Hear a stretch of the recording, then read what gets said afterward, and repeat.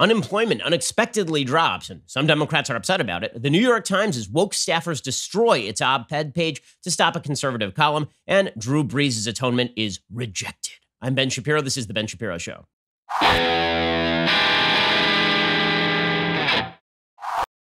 The Ben Shapiro Show is sponsored by ExpressVPN. Your data is your business. Protected at expressvpn.com/Ben. Alrighty, so the big story of the morning is that the unemployment rate shockingly declined to 13.3%. There are a lot of people who are expecting, most of the economists were expecting, an addition of some 7.5 million people to the unemployment rolls this month. Instead, it turns out that unemployment actually decreased by 2.5 million. Dow Jones experts, according to Daily Wire, had predicted the rate would soar to 19.5% with another 8 million jobs lost. The economists were not even close. The economy actually created more than 2.5 million jobs in May, according to the Labor Department. The May gain was the biggest one-month jobs gain in American history since at least 1939. President Trump wrote on Twitter, "It's a stunner by any stretch of the imagination. It's a stupendous number. It's joyous. Let's call it like it is. The market was right. It's stunning. Jobs returned to many sectors, from retail sales to restaurants and bars to clothing stores to dentistry and medical practices. Jobs were lost in government and education due to ongoing school closures. Futures on the Dow soared more than 650 points on the good news. The unemployment rate increased by more than 10% in April. It went all the way up to 14.7%. The March jobs report barely caught the initial surge in unemployment. It was just then at 4.4%. There was some bad news on Thursday, with the Labor Department stating that 1.8 million Americans made first-time claims for unemployment benefits last week. That pushed the number of people who had lost their jobs amid the pandemic above 42 million. Weekly jobless claims totaled 1.877 million. Dow Jones analysts had estimated a job loss of 1.775 million. So this is all bizarre. A lot of people who are still claiming unemployment, but a lot of jobs were added to the economy because it turns out that people are not into being locked up and losing their jobs forever. And a lot of the people who are on unemployment have technically been sort of furloughed, right? A lot of them went to their employers and they said, if you could just kind of lay me off so that I am eligible to make more money off unemployment than I am working for you right now since I'm furloughed, that would be great. But those people are going to get their jobs back. The economy is expected to begin recovering during the second half of 2020, the CBO's May report had said. The labor market is projected to materially improve after the third quarter, but obviously this was happening earlier, right? So bottom line is that people want to get back to work. People are getting back to work, and that is amazing. That is really good news. This led Paul Krugman, the expert over at the New York Times, because the experts are always right. This is the thing that we have learned over the past several months, is you must listen to data, you must listen to the experts, you must listen to the science. Now, as somebody who is kind of fond of listening to data and science, I've been noting all along that the data and science have not been backing a lot of the positions taken by the so-called experts. But it is amusing to watch as Paul Krugman becomes an employment truther. He tweeted out this morning, this being the Trump era, you can't completely discount the possibility they've gotten to the Bureau of Labor Statistics. They've gotten to them. President Trump went to the Bureau of Labor Statistics and he said, it's going to be your unemployment numbers or your brains on this piece of paper. But it's much more likely, says Paul Krugman, that the models used to produce these numbers have gone haywire in a time of pandemic. He says these numbers should make you more, not less pessimistic about the economic outlook. Why? Because they'll reinforce the White House inclination to do nothing and let emergency aid expire. Unbelievable. So you were wrong by the swing there from 7.5 million jobs lost to 2.5 million jobs gained. You were off by 10 million jobs in that swing. And your initial response is, this is very bad because it means that there won't be as much stimulus as we need. Or you're just wrong about all the things, Paul Krugman. And you have been wrong for years. This is the same guy who suggested the internet would not change the way we did business. It would be like the fax machine. Right? Genius, Paul Krugman. The guy's just incredible at what he does. So that is very good news. People have been saying on the right, is it possible that Trump can still win given everything that's going on, given the fact that he's trailing Joe Biden heavily, given the fact that he's trailing in a lot of the swing states? The answer is if the economy really recovers and if COVID doesn't kill everybody, then by the time we get to the election, the story ain't going to be the riots. The story is going to be the economy booming again, or the economy skyrocketing again, or this month we had the greatest jobs growth since 1939, the economy picking up again. And in the face of that, Joe Biden and his performative wokeness. Because right now, the performative wokeness looks good when you got a lot of people out in the streets and when everybody is being forced to kneel at the altar, almost literally kneel at the altar of the proposition that America is systemically racist.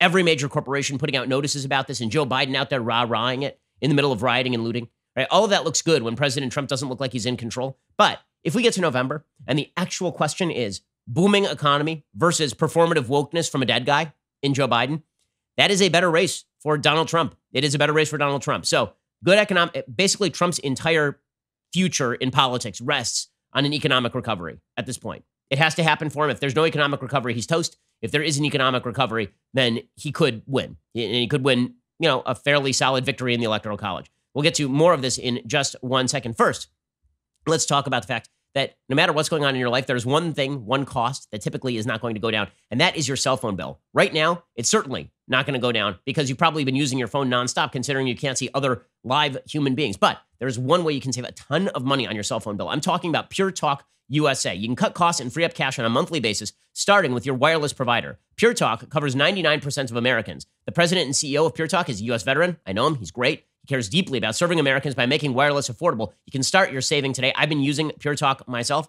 and I'm looking forward to saving a lot of money on my cell phone bill. Dial pound 250, say keyword Ben Shapiro for unlimited talk, unlimited text, 2 gigs of data for just $20 a month. Plus, you get 50% off your first month, so $10 a month.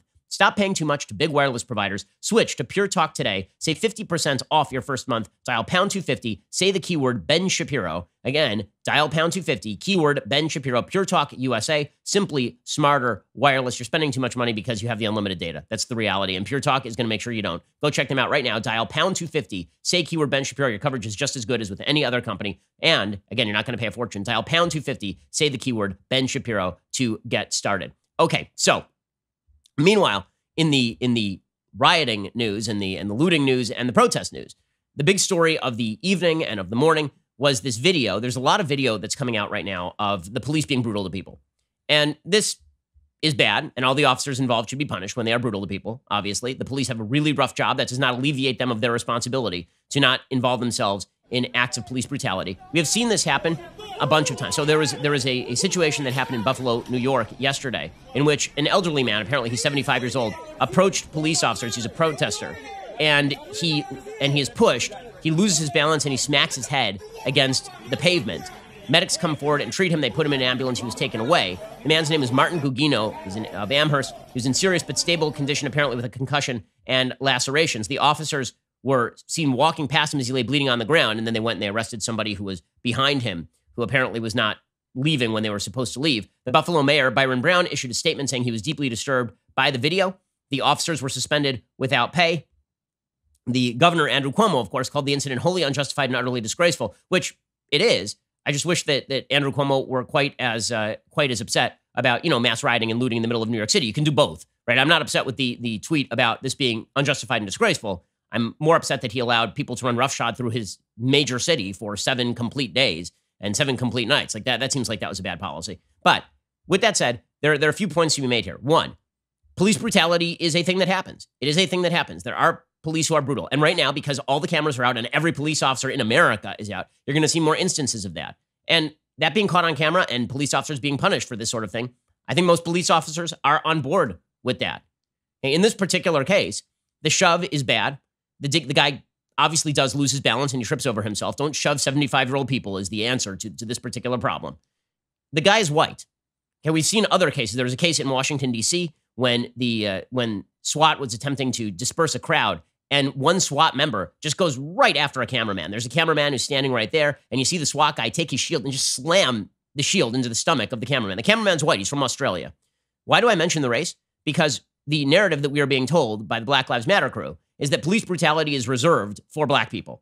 That the issue here is not bad police training and police brutality and incidents thereof, but generalized systemic American racism. I've suggested that typically when you have incidents of police brutality, it's really more an issue of the fact that a lot of police are not well trained, a lot of police are too aggressive, that happens across communities. It is not relegated to the black community, and that to pretend that every incident of brutality is in fact an incident of racism is to make a category error. In fact, everybody who's jumping to the conclusion that the Derek Chauvin killing of George Floyd, the alleged killing of George Floyd, and I say alleged because, again, there's conflicting autopsies on this, but the alleged killing of George Floyd by Derek Chauvin, people who are jumping to the conclusion that Chauvin did that because he's a brutal racist as opposed to because he's just not a good cop and was involved in incidents of police brutality and was badly trained.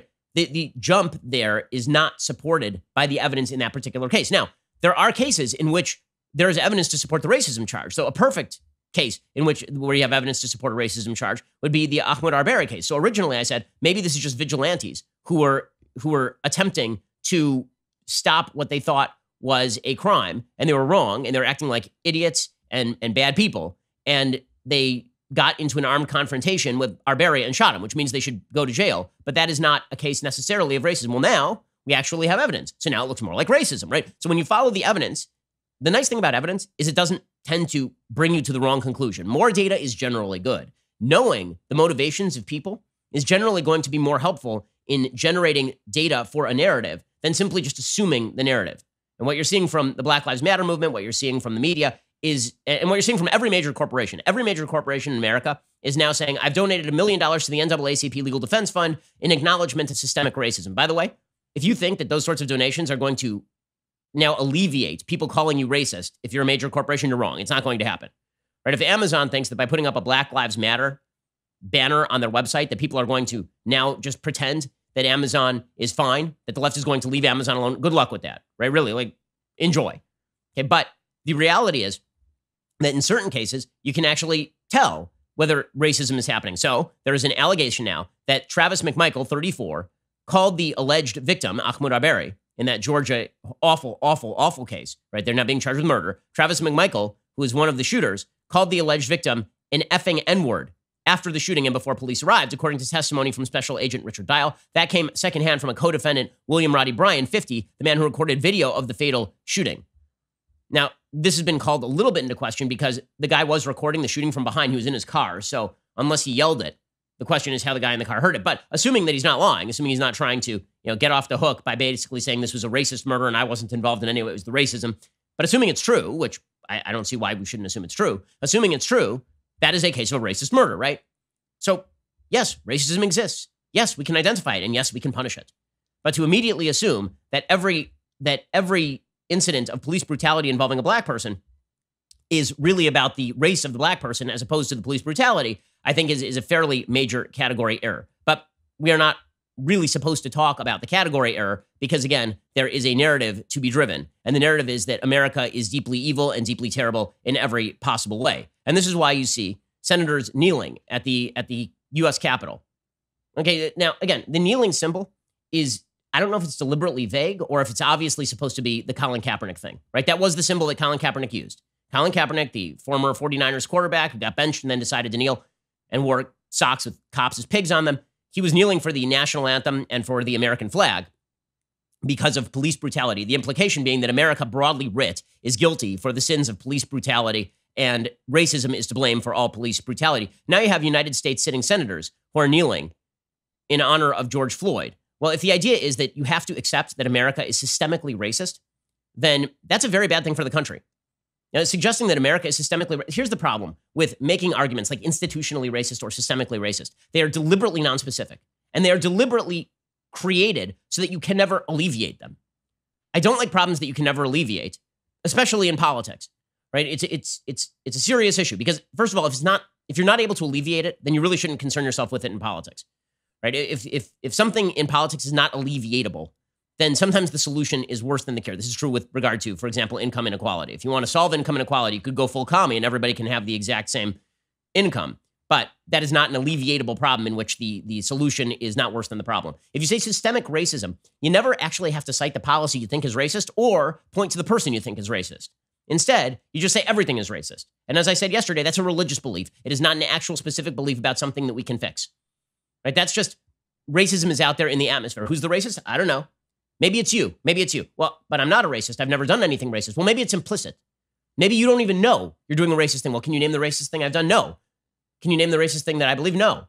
Can you name any of the racist things that I'm responsible for? No. But deep down in your heart, without you even knowing it, you're probably racist. Okay, well, now you have made an allegation that is completely unfalsifiable. So suggesting systemic racism or institutional racism is deliberately nonspecific.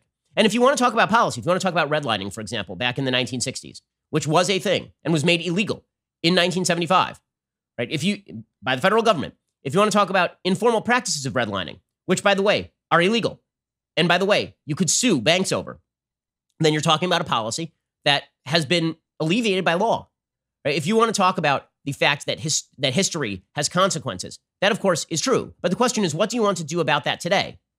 Because I can't go back. I don't have a time machine. I can't go back in time and change stuff that happened in the past. So what policy would you like to pursue today that is going to alleviate the problem of quote unquote systemic racism? And if your suggestion is that we have to do injustice today in order to rectify the injustices of the past, the answer is no, because now you're just doing injustices today. Two wrongs do not actually make a right, nor do they alleviate the problem. If anybody thinks that slavery reparations, that signing checks to descendants of slaves, people are going to go, oh, okay, I guess we're done here. Systemic racism fixed.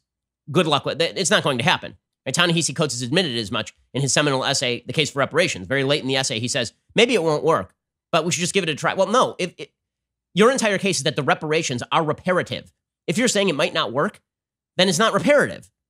That's not, if you go to a mechanic and the mechanic says, you know, I'm going to charge you the worth of the car. All you need to do, and it might fix your car, it might not fix your car. Are you going to go to that mechanic? I have serious doubts. Okay, so we're going to talk more about the Black Lives Matter agenda because it's not clear exactly what people are stumping for other than that generalized sense of America being bad, which is something that you as an American should oppose. We'll get to that in a second. First, let's talk about the fact that everybody needs a good sofa. You're spending an awful lot of time at home on that sofa these days. And if you've been listening to the show for a while, you've heard me talk about my Helix mattress, which is just spectacular. So I have great news for you. Helix has gone beyond the bedroom. They've started making sofas. They just launched a new company. It's called Allform. They're making a premium customizable sofa and chairs shipped directly to your door. So what makes Allform sofas really awesome? For starters, it's the easiest way you can customize a sofa using premium materials at a fraction of the cost of traditional stores. You can pick your fabric. It is spill, stain, and scratch resistant, which is great for me. I have little kids, so they're going to ruin everything, but not this. The sofa color, the color of the legs, sofa size, shape to make sure it's perfect for you and your home. And they've got armrests and love seats all the way up to an 8-seat sectional. So there's something for everyone. You can always start small and then you can add on, right? You can build it like Lego pieces. You can just build an entire living room set. Allform sofas are delivered directly to your home with fast, free shipping.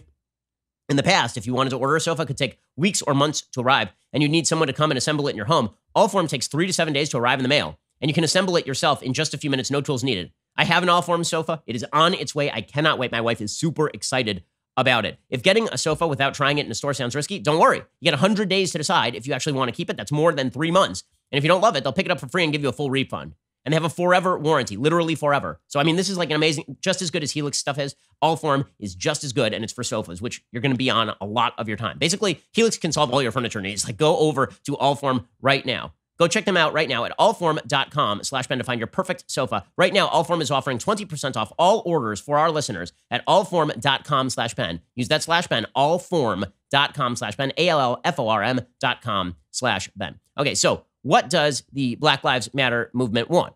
So if you're talking about specific policies, the answer is that the BLM agenda, as posted on their website, is completely insane. I mean, it's things like defund the police, free Palestine, like it's radical stuff. And if you don't remember the agenda, all you have to do is go back to 2014 when it was the exact same agenda that nobody actually wanted to adopt. So what exactly is driving all of this?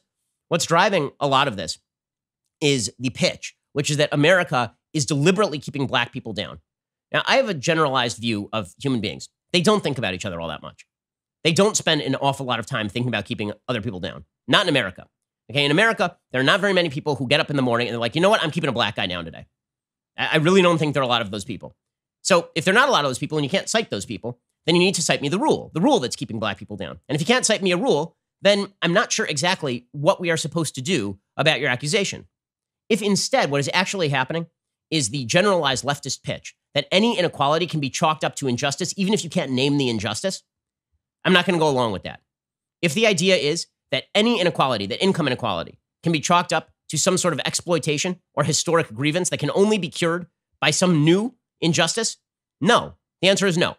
I'm not going to go along with that. And if you're going to imply that Americans are bad-hearted and racist, and that the only way to alleviate this is the expiation of sin through quasi-religious rituals in which you kneel and repeat after people, the answer is no. That is un-American. That is not something I'm willing to do as a free American who has not sinned against black people. That is not something I'm willing to do.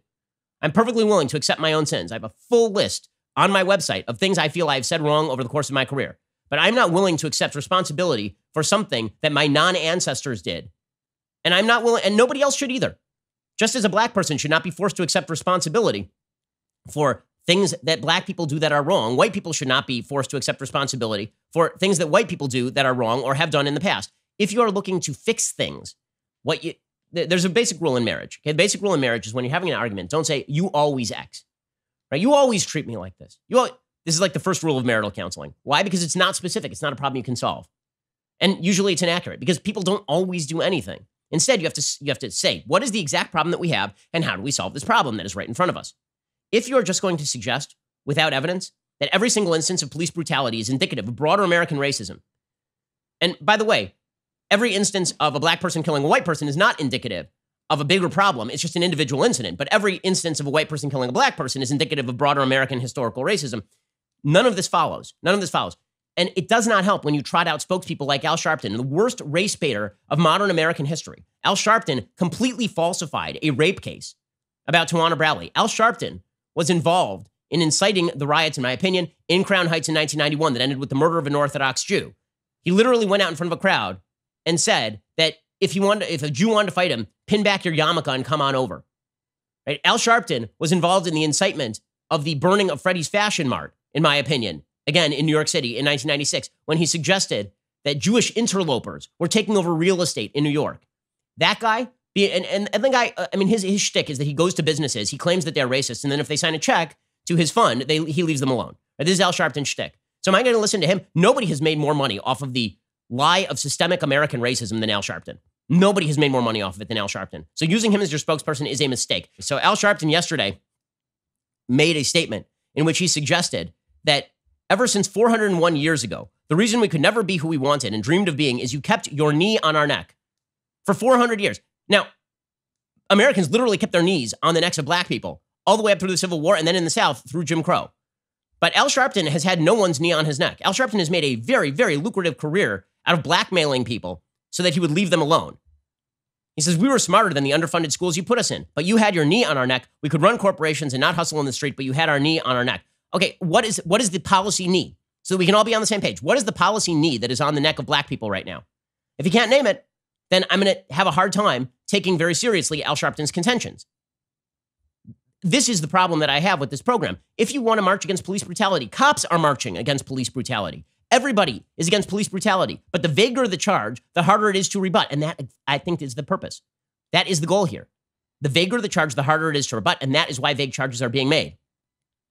So Kihana Mariah Ross, a professor of African American studies, has a piece of the New York Times called Call It What It Is, Anti-Blackness. She says it's not racism. She says the right term is anti-blackness. She says, to be clear, racism isn't a meaningless term, but it's a catch-all that can encapsulate anything, from black people being denied fair access to mortgage loans to Asian students being burdened with a model minority label. It's not specific. Anti-blackness is one way some black scholars have articulated what it means to be marked as black in an anti-black world. It's more than just racism against black people. That oversimplifies and defangs it. It's a theoretical framework that illuminates society's inability to recognize our humanity, the disdain, disregard, and disgust for our existence. Okay, evidence, please. Evidence. Seriously, disdain, disregard, and disgust for our existence. We have active affirmative action programs at every major American university because there is not disdain, disregard, and disgust for the existence of black people. There's a desperate attempt to help black people in bad circumstances move up the ladder of success. But the basic notion in America that anti-blackness is the defining feature, that, again, allows you to lay everything at the feet of an unspecified enemy. And then we get in this column the usual trick. We're going to go back 150 years to slavery, and then we're just going to fast forward as though nothing has changed in the interim. Anti-blackness describes the inability to recognize black humanity. It captures the reality that the kind of violence that saturates black life is not based on any specific thing a black person, better described as a person who has been racialized black, did. What does that even mean? The violence we experience isn't tied to any particular transgression. It's gratuitous and unrelenting. Anti-blackness covers the fact that society's hatred of blackness and also its gratuitous violence against black people is complicated by its need for our existence. For example, for white people, again, better described as those who have been racialized white. This is an easy way, by the way, of dismissing black conservatives and treating white liberals as though they are woke. The abject inhumanity of the black reinforces their whiteness, their humanness, their power, their privilege, whether they're aware of it or not. This is my favorite part. Whether they're aware of it or not. Okay, so now we're ghost hunting. Now you're a racist, even if you don't know you're a racist. I can't explain why you're a racist, but I know you are, because whether you're aware of it or not, I know that out there's a bunch of people who are just anti-black. And the fact that you exist is evidence as a white person that anti-blackness exists. Like the vagary is the enemy of unity. If you want people to come together, you have to make a specific proposal. If you want people to actually move beyond a problem, you have to make a specific proposal for a solution. That's what's so irritating about this. Because the only specific proposals I've seen, things like limiting qualified immunity or stopping police unions from negotiating bad contracts. I agree with those. Okay, but nobody wants to actually acknowledge that the right agrees on a lot of those points. So instead it's, well, if you don't agree on the broader point that America is broadly speaking racist, then you're part of the problem. Now, it seems to me that a big part of the problem here is the deliberate attempt to paint a vague picture of what the problem is in the first place, such that the goalposts can move ad nauseum. They can just move. randomly. Everything becomes racist so long as people on the left suggest that it is racist, and the goalposts consistently recede. It doesn't, like, perfect example, college campuses. The reality is that on college campuses, there are no place in America has more accusations of racism than college campuses. These are also the most woke places on the planet. So if you think that acknowledging white privilege, which is like the de rigueur move on campuses, that if acknowledging white privilege on America's college campuses has somehow alleviated the problem of accusations of racism or alleviated racism itself, I beg to differ. There is no evidence of this whatsoever. Because again, the problem is being used as a club. And again, the problem is not even being specifically explained. What is the problem? And don't tell me bad things happening to black people is the problem. Bad things happen to everybody. And the question is why they happen and how we alleviate the problem. If you can't specify exactly where the problem is coming from, better than racism or anti-blackness that nobody knows about, and I can't name a policy and I can't name a person, I can't name who did the bad thing. If somebody came to your house and if you called the police, and let's assume a world in which the police are good, okay, like they normally are. Okay, you call the police and somebody, and they come to your door and they say, okay, what's the problem? And you say, the problem is a bad thing just happened to me. And they say, okay, what's the bad thing that happened to you? And you can't really specify the bad thing that happened to you. And you can't specify who did it. You can't specify what exactly happened. What are you supposed to do? Is this a problem-solving routine, or is this just an expression of venting of spleen at inequality? And inequality is a reality, but it is not necessarily in inequity. Okay, so by the way, worth noting that anybody who thinks that the problem is alleviated by accepting your white privilege is full of it, right? Bill de Blasio, who spent the entire last week allowing rioting and looting to overtake his city, his daughter was arrested at a protest and he said he was proud of her. Bill de Blasio has he did full speeches talking about his evil, horrible white privilege. Bill de Blasio got booed at a vigil for George Floyd yesterday. So well done on buying off everybody who you thought was going to appreciate your newfound wokeness. Let us welcome, with respect, the mayor of New York City, Mayor Bill de Blasio, and First Lady Shapiro McCray. Again, we said respect. We said respect. Say with me, respect. Respect. Okay, so the people at the rally have to be told to respect the mayor, who is the wokest mayor in America. So well done, everybody. Problem solved, right? Problem solved. What's hilarious is that Democrats made the pitch that America is systemically racist, that they can't name who's doing the racism or what the policy is. Just elect us and we'll alleviate it. Has it been alleviated in New York? Has it been alleviated in Washington, D.C.? Has it been alleviated in L.A.? All Democrats governing it. I haven't noticed. Okay, meanwhile, the performative woke crowd has taken over major American institutions. The culture wars are ongoing, and the culture wars are bloody. There are people like me who have been speaking on college campuses for a long time and pointing out the problems that exist on America's college campuses for a long time, particularly the problems of safe spaces and microaggressions. And if you say something I don't like, you're hurting me and you're creating a danger. And there's a general attempt by many in the media and by many on the left. Cancel culture doesn't exist. Cancel culture isn't real.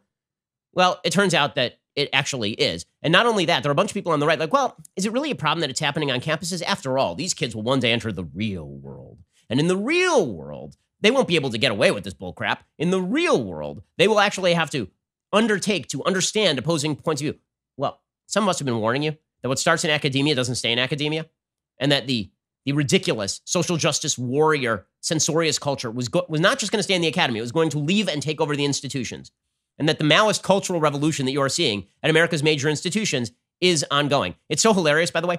Half of the Vox writing team is now realizing the cancel culture exists. They spent like years denying that it exists. Now I've seen in the last day, half of the writers over at Vox, a very left-wing publication, say, oh, by the way, this cancel culture thing, it's not great. It's not great. Why? Well, because of what just happened over at the New York Times. So I'm going to explain what happened over at the New York Times. And it is a perfect and ridiculous example of how when you start with the premise that America is systemically evil and that America is systemically racist, and then you suggest that America's rights to free speech, rights to freedom of expression, that those rights fall unequally on people because of the innate inequality in American life, then all you have to do is curb those rights and make the rights available only to people who have been historically victimized. That's the injustice that has to be done today to correct for the injustices of the past. This is a case first made by Herbert Marcuse, the radical Marxist professor from the 1960s, when he suggested that what you really needed was repression of opposing viewpoints.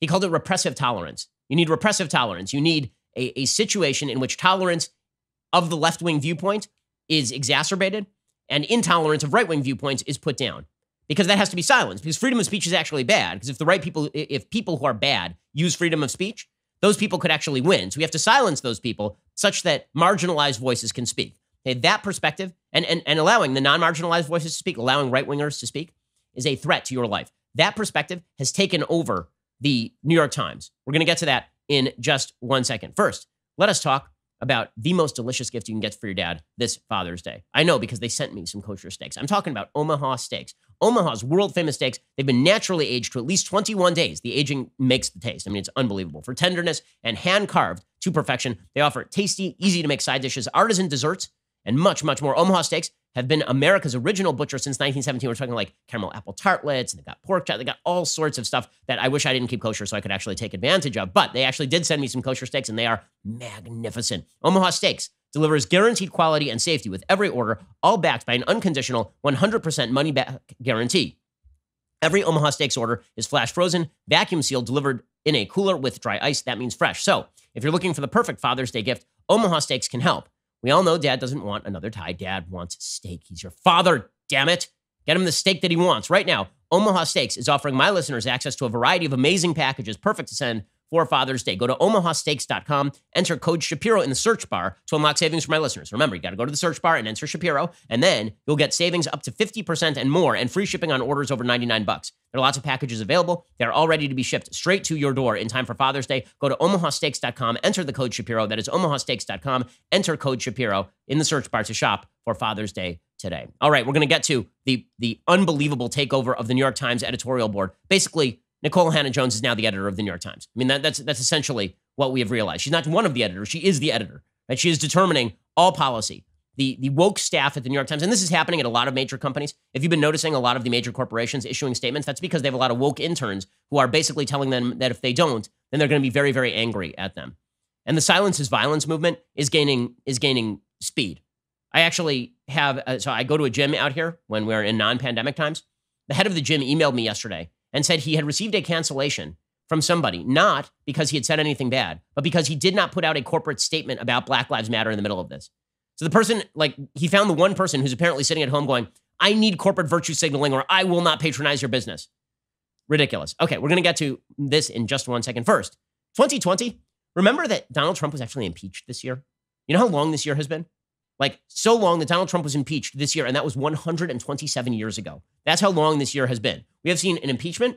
We have seen presidential debates. We have seen Bernie Sanders climb to the top of the rankings and collapse. We have seen a global pandemic. We have seen race riots in our streets. We have seen virtually all the things you could see, but the year is not even halfway over, guys. The year's not even halfway over. It's right now about halfway.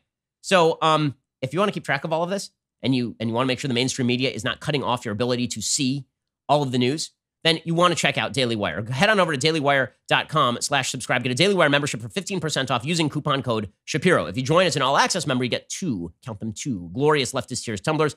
Facts do not care about your feelings, gang. Also, now is a great time to pre-order my book, How to Destroy America in 3 Easy Steps. As I said yesterday, when I wrote this book, I was fairly certain it would be relevant. And then the pandemic hit. I was like, I'm not sure it's going to be relevant. People seem to be coming together. And then it's super relevant because the entire book is about how America is coming apart at the seams because of a motivated group of social justice warriors and what I call disintegrationists, people who are determined to destroy America's common philosophy and suggest that it is evil, suggest that our culture of rights is discriminatory, and destroy our common history and suggest that instead America be divvied up by racial and socioeconomic group and then destroyed from the inside. That's the book. The entire book is about this. It's rebutting a lot of those contentions. It discusses American history with all the warts, but why America is the greatest country on planet Earth, and why if we don't start believing that again, we are toast. The book is called How to Destroy America in 3 Easy Steps. I think it's deeply important. I get a lot of questions from people. How can I educate myself about American history? How can I educate myself about American philosophy? The Declaration, the Constitution, the book has all of these things. It gives you the education you need. It isn't just a diatribe about the badness of people trying to tear the country apart. It is an explanation of why they are wrong and why America is truly an incredible, incredible country, why we need to get back to what was supposed to unify us in the first place. and over history failed to unify us because people strayed from those principles. Go check it out, How to Destroy America in 3 Easy Steps. It's coming out July 21st. You can pre-order it right now. You're listening to the largest, fastest growing conservative radio show and podcast in the nation.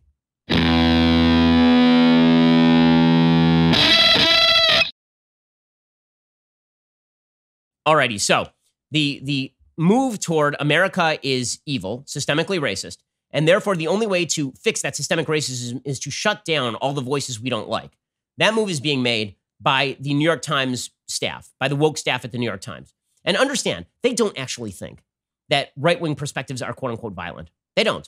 They don't actually think that. I think there are some of them who do. Some of them are so delusional that they believe that if they print an editorial from Tom Cotton, that is actual violence to people. But I think most of them just don't like the viewpoint, and they are using the excuse of your viewpoint is inherently unjust. An unjust viewpoint means that you're exacerbating the systemic inequalities of the United States. Therefore, we have every right to ban what you are saying. And every obligation, not just right, every obligation to ban what you are saying. So it is not really a threat of violence. It is the belief that the only way to make a better America is to repress voices that you don't like.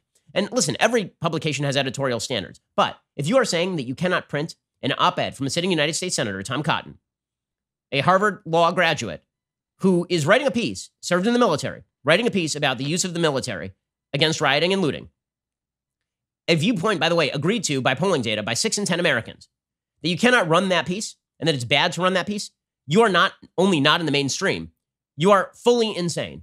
You are fully crazy. Okay, but that is the way that a lot of these organizations are being run. We saw the same thing with The Atlantic.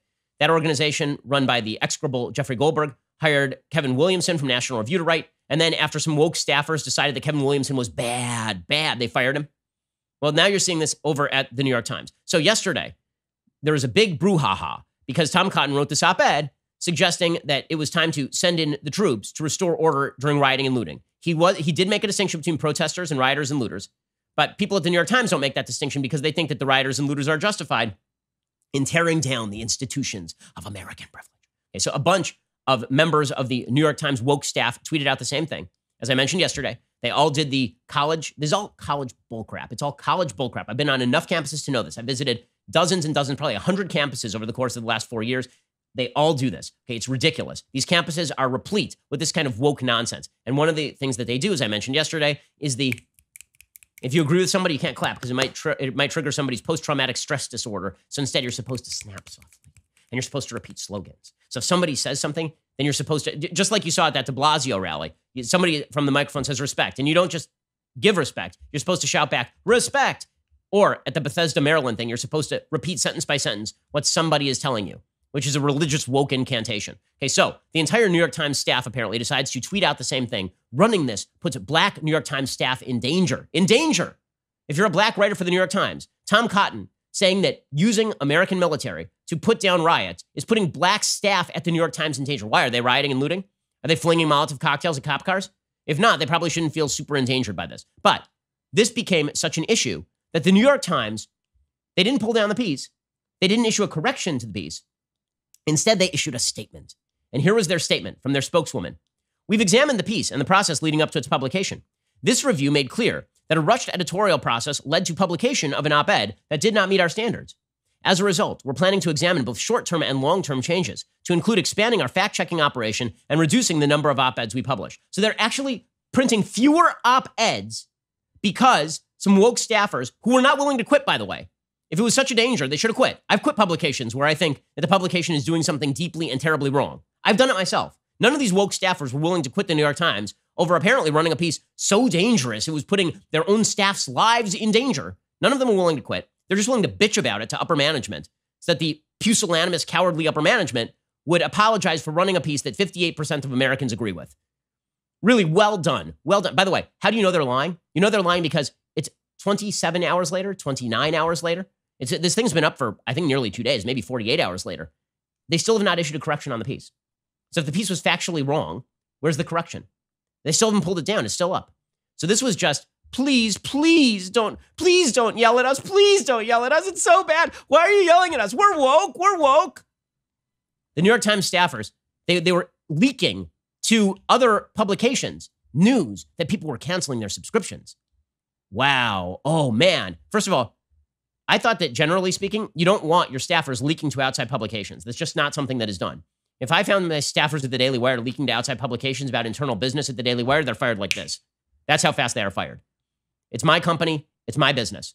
Okay, but they had staffers who were leaking this stuff out, and the staffers were leaking out amazing, amazing news. News like 200 people canceled their subscriptions inside of 1 hour. Ooh, 200 people. Well, if 200 people did a thing, that means that probably the 1 million New York Times subscribers, by the way, I think that's an underestimate. It may be 2 million New York Times subscribers. Clearly, they're all canceling en masse. The amount of cowardice in corporate America, even including in our press, and especially in our press, it's stunning. You want to know why Peloton is sending out little notices about woke culture? Because they're afraid they might receive 10 tweets. That's why. Because all of these corporations are cowardly, and so they've decided they're going to bow to the notion of systemic racism. By the way, what they don't understand is they are signing the death warrant for their own companies, because the woke culture is not satisfied with you making protestations of your innocence or of your guilt. Once you say that you are responsible for systemic racism, do you think it stops with that admission? Or do you think that now you're on the hook for every claim that people who claim that you are the problem are going to make? The admission of guilt is not an alleviation of your responsibility, according to these folks.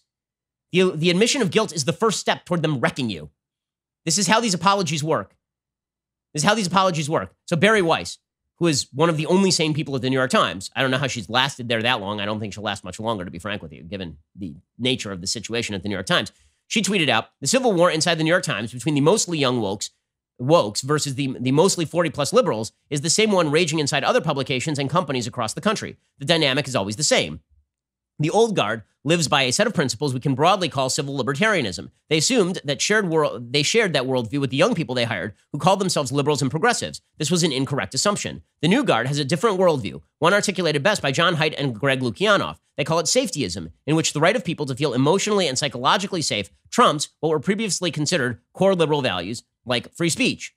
I'm in no way surprised by what has now exploded into public view. In a way, it's oddly comforting. I feel less alone and less crazy trying to explain the dynamic to people. What I am shocked by is the speed. I thought it would take a few years, not a few weeks. Here's one way to think about what's at stake. The New York Times motto is all the news that's fit to print. One group emphasizes the word all. The other emphasizes the word fit. Okay, this is correct. Naturally, everyone at the New York Times is like, that's not happening. That's not happening. Max Strasser says, I'm in the same meeting Barry is live tweeting. This is inaccurate in both characterizations. It's not a civil war. It's an editorial conversation. Oh, it's an editorial conversation that ends with you restricting your op-ed page, not pulling down a piece that supposedly is chock full of errors. By the way, for the New York Times to say that their fact-checking is bad on the Tom Cotton piece, this is the same newspaper that printed the 1619 Project that made the suggestion that virtually everything in the American Revolution was designed to preserve slavery, which is insane. Insane. Fully insane. They won a Pulitzer for their trouble. Pinch Sulzberger, the idiot publisher of the New York Times, he put out a statement saying, I've already heard from many of you. I will do more listening in the days ahead. There will be a town hall tomorrow. A town hall about running an op-ed from a sitting American senator.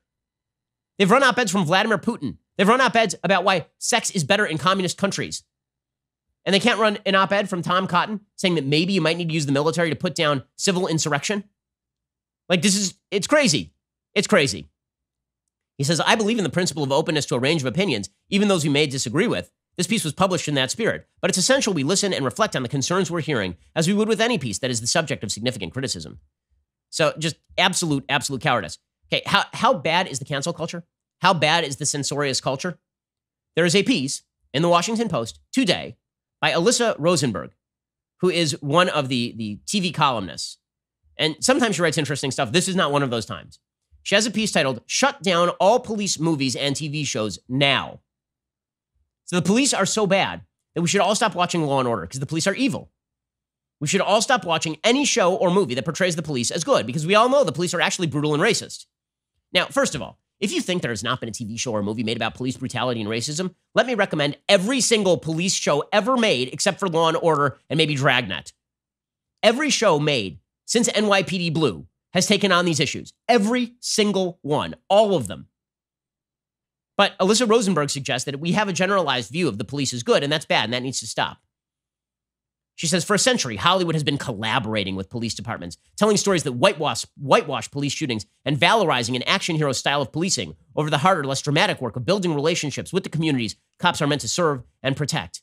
Purely from a dramatic perspective, crime makes a story seem consequential. Investigating crime generates action. Solving crime provides for a morally and emotionally satisfying conclusion. The result is an addiction to stories that portray police departments as more effective than they actually are, crime as more prevalent than it actually is, and police use of force as consistently justified. And then she says we should cancel Dick Wolf's Chicago franchise of shows. We should get rid of Law & Order SVU. We should get rid of all of the shows that you like watching because obviously they are training you that the police are good.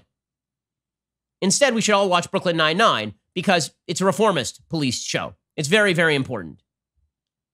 One way forward might be to emphasize the dialogues and sometimes fierce struggles that take place within police departments. The Shield follows the reign and eventual downfall of corrupt Detective Vic Mackey. So she likes The Shield and she likes The Wire, but those are the only ones.